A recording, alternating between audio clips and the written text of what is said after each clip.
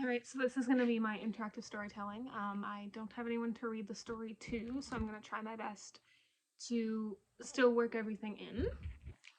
So today the book I'm going to be reading is called Phyllis's Orange Shirt, and it's written by Phyllis Webstad and illustrated by Brock Nickel. And Phyllis's Orange Shirt, I also thought it was fitting for today's reading because today is the first national recognition of the Truth and Reconciliation Day for survivors of the residential institution system. I don't believe they should be called schools because they were not schools. All right, so the first page here, it says, Phyllis's Orange Shirt is an adaptation of Philip Webstad's beautiful book, The Orange Shirt Story, for younger audiences, ages 4 to 6. In order to make the Orange Shirt story accessible and appropriate for this young age group, the story has been simplified, shortened, and given a rhyming scheme. Additionally, some of the pictures have been replaced by gentler images. This book was made with Phyllis and her enthusiastic approval, and we are excited to present it to you. And there's two little girls there swinging on the swings.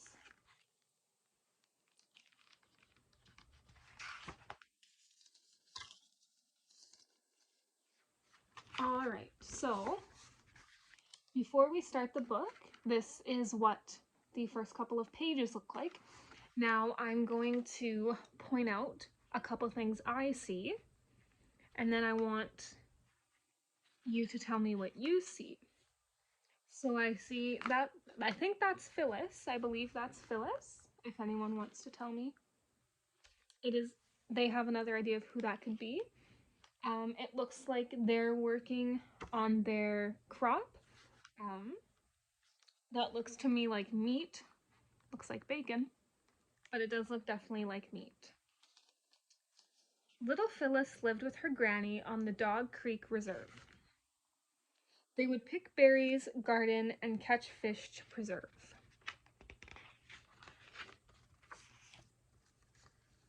There were not many kids with whom Phyllis could play because they went to residential schools far, far away. Now, does anybody know what residential schools are? Residential schools were a boarding school to try and teach Indigenous children in Canada Western societal norms. But they unfortunately were not good places. They were not places that anyone should have to endure. They were scary.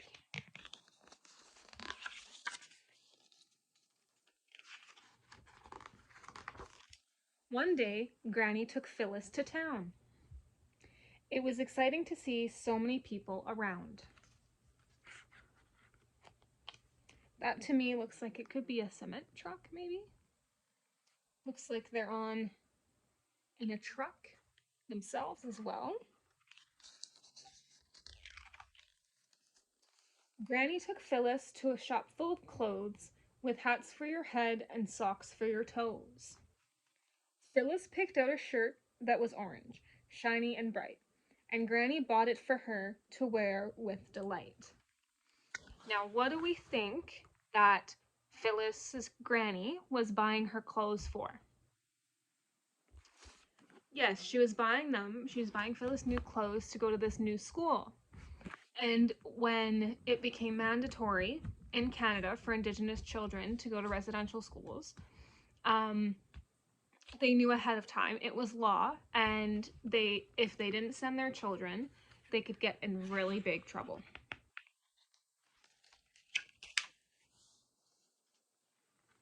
On the first day of residential school, Phyllis just couldn't wait.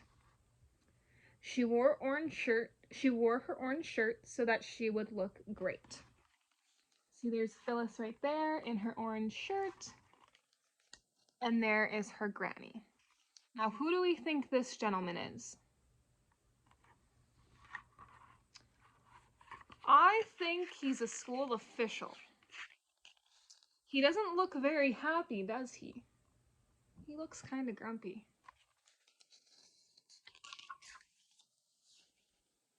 But when she arrived, her mood started to change. The place was so cold, unfriendly, and strange. Now, if you had walked up to a place that looked like this and you were supposed to stay there without your family, would you be scared? I would be terrified. Her bright orange shirt was taken away, and she worried about how long she would stay. So there's Phyllis on her bed, and there's the nun taking the orange shirt.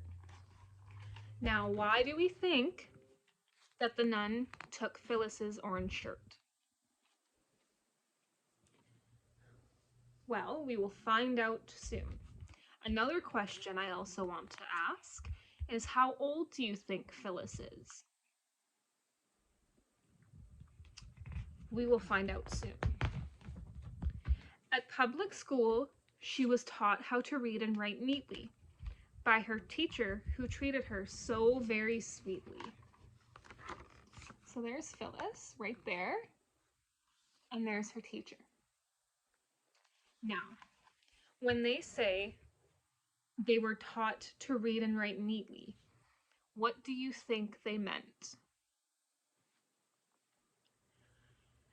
When they made it law to put Indigenous children in these places, one of their ideas was they wanted to take away their language and their culture.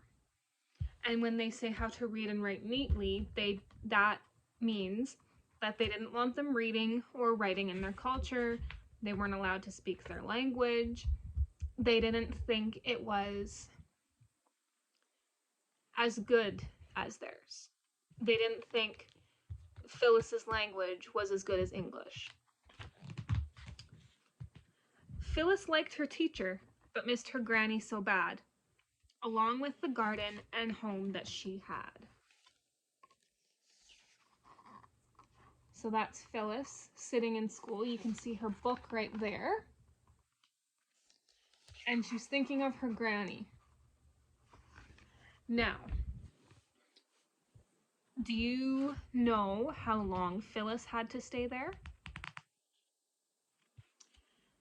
Sometimes they stayed for years at a time.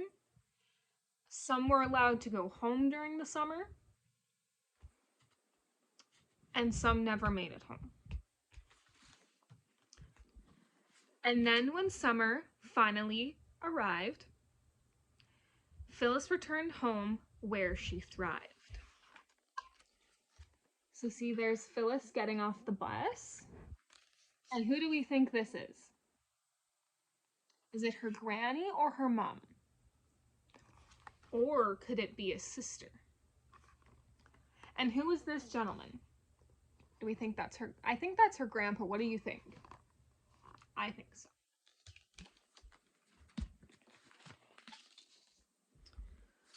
We wear our orange shirts to remember that every child matters, and not just in September.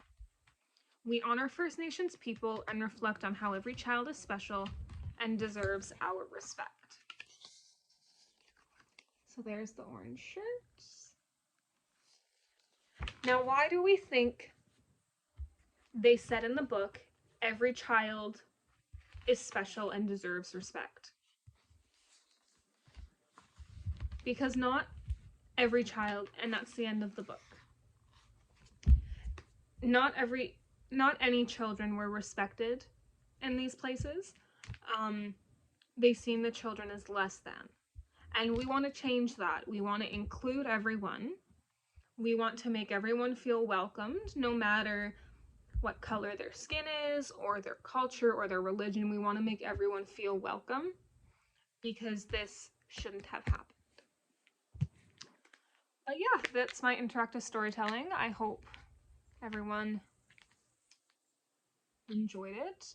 I thought this was a good piece of literature, especially with what's going on in Canada right now and how they just made September 30th a National Truth and Reconciliation Day and Orange Shirt Day to remember residential school survivors and their families.